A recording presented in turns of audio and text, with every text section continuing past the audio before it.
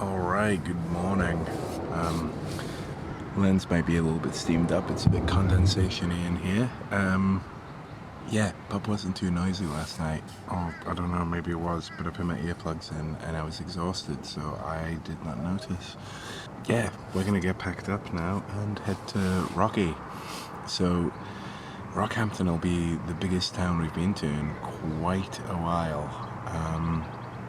It's only about 20k, but we've discovered a landmark along the way that we're going to need to visit, so we'll stick an extra couple of k on that.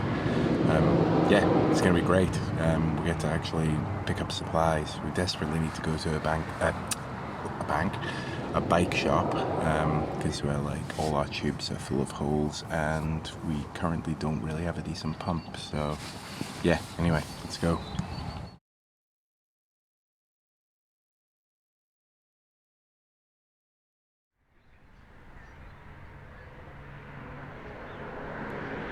Alright, we just had breakfast, had some nice wraps, and our neighbours over there just provided us with some hot water to make coffee, which is pretty nice of them. The water here is bore water, so it's a bit sketchy to drink.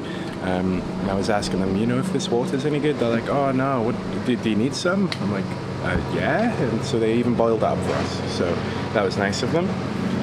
Seems groundskeepers mowing the lawn currently. And while we were here, we noticed a hand sanitizer bottle, which we're getting quite low on, so we thought we'd just do a cheeky little stock up.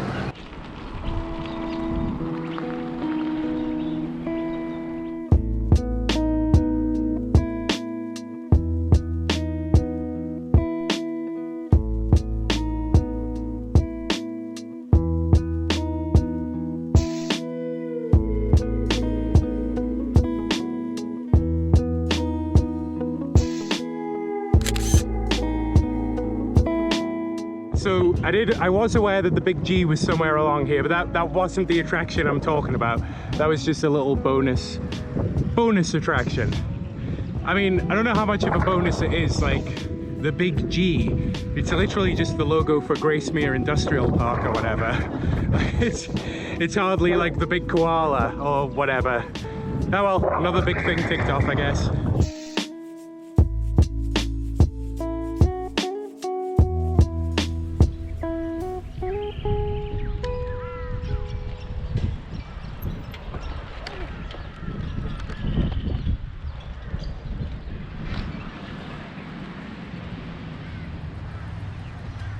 Reaching the marker for the Tropic of Capricorn was a huge landmark for us, and reaching this point meant we had now crossed into the tropics. The tropics are defined as being the region between the Tropic of Capricorn and the Tropic of Cancer, and we had already witnessed the climate changing considerably on our journey to this point. We enjoyed our photo op with the marker and continued north into the next part of our adventure.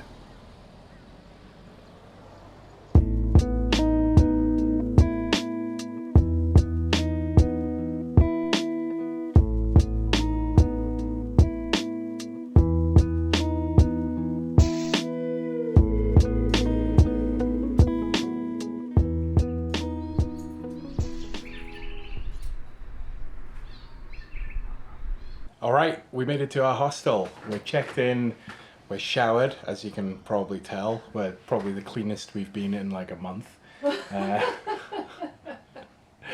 So, yeah, that bike shop we called into, we managed to get our sundries, we got some CO2 and some tubes, stuff like that. And there was a pump in there I was thinking about buying, but it was like a full length like frame pump, and I was unsure how I was going to carry it. And I'm explaining to the guy in there like what happened. And he's like, can I see the pump? Like, what type is it? And I showed it to him.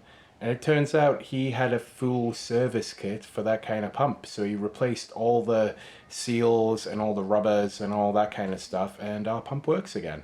Charged us $10, fixed up our pump, and we're good to go again. I think I probably will still upgrade in future. This just means at least ours is going to work until I find the ideal one that, you know, is going to be perfect for us. We're probably going to go into town and get some lunch now and have a little look around. I think I'm going to go to an outdoor store and see if I can get like some sort of sun shirt or sun hoodie or something, because yeah, it's consistently above 30 degrees at this point, which All the Australians are going to say, oh, that's not hot. For me, it's hot, right? I'm getting burnt. And it does get old constantly being covered in like greasy sunscreen all the time. So it would be nice to get like a nice shirt to just keep the sun off me without having to do that. Anyway, that's enough of that. Let's go have a look. I see a burger place. I want a burger.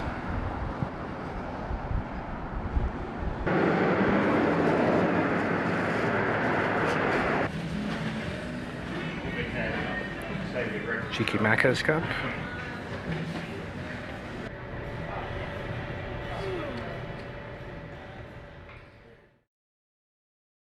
Good morning from our hostel. It is coffee o'clock. Let me just put that down there. It's quite hot. And yeah, we had an awesome time going to an air-conned movie theatre last night. It was amazing. We went and saw Reminiscence. It was actually quite decent. I quite enjoyed it. I quite liked the concept of it, and yeah, it was good. And then we came home and slept really, really hard. So today is the day we go and see the Notorious. We were gonna ride out there. We figured that was the only way. So today was gonna be a 100k day, albeit unloaded, which would have been interesting to see what kind of distance we can cover and how quick we can do it without dragging our, entire life with us. But Bonnie's found out there's a bus service, so we think we're gonna live it up today and actually get a bus out there. So yeah, I guess that's all there is to say about that. Let's go catch a bus.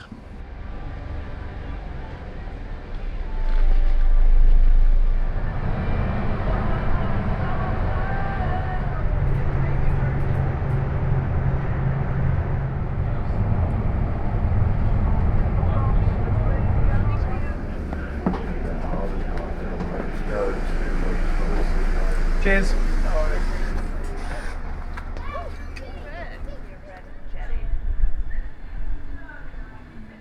Okay, so after a bit of a mad scramble to get the bus and a long but scenic journey here, we're finally about to board the Notorious.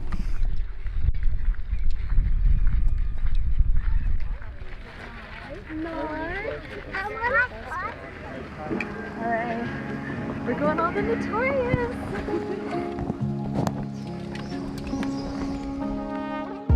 The Notorious is a replica 16th century Portuguese caravel, the only one of its kind in the southern hemisphere, that can be found in ports and marinas along Queensland's coastline.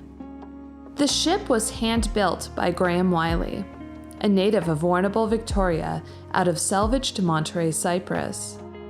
A true labor of love, it took him 10 years and copious amounts of research to complete the ship, which features Latin rigging, a cooking fire, and carved figureheads. Wiley's inspiration for his creation was none other than Warrnambool's greatest mystery, the mahogany ship. I first heard about the Notorious while doing research for an article about the mahogany ship, a wrecked 16th century Portuguese caravel that supposedly lies somewhere in the dunes outside of the small city. The legend of the mahogany ship begins in 1836, when two whalers walking the coastline between Port Fairy and Warrnambool spotted a shipwreck sticking out of the dunes. An inland shipwreck was unusual enough, but upon further inspection, the men discovered that the hull of the wreck was made of a dark wood, hard enough to snap their knife blades. And the ship appeared to be wide and flat-bottomed, vastly different to the English vessels that sailed regularly into port. Many theorized that the ship was a Portuguese caravel that had been captained by Cristóvão de Mendonça in 1522 during a covert search for Marco Polo's fabled island of gold, Have le Grand. Instead of finding Have le Grand, however, Mendonça allegedly discovered Australia instead. Such a sensational claim would rewrite Australia's history if proven true. Unfortunately, by 1880, the mahogany ship had been completely buried under shifting sands. Despite multiple archaeological expeditions, it has never been rediscovered, and remains the stuff of legend, a romantic icon from the age of discovery.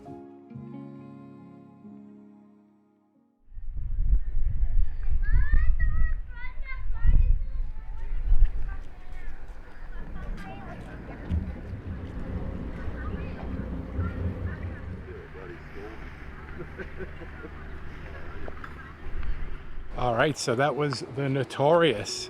Pretty cool, eh? I loved it! So, yeah, we're kind of stuck in town for a bit, so we figured we'd go for a bit of a hike. There's a couple of lookouts along here, up this, quote, steep sealed path. So yeah, we're gonna go and have a look and check out some views just to kill some time before we get the bus back.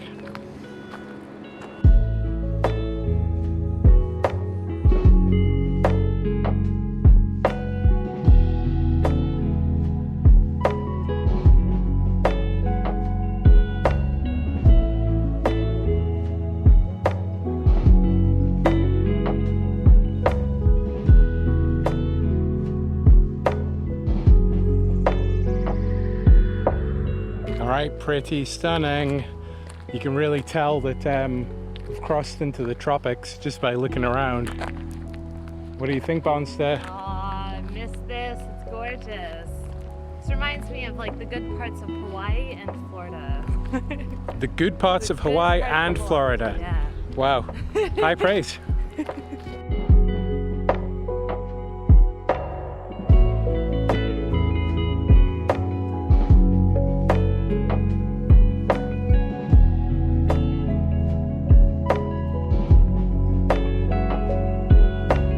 Pretty sweet. Almost as good as being on the ship. I loved it. Less kids up here. Yeah, much quieter up here than on the ship. That was the only bad thing I feel about the ship, is it was super crowded on there, especially with COVID restrictions. I'm not sure about that their numbers were quite in order there. And yeah, the screaming, uncontrolled, misbehaving children weren't the best either, but this makes up for it.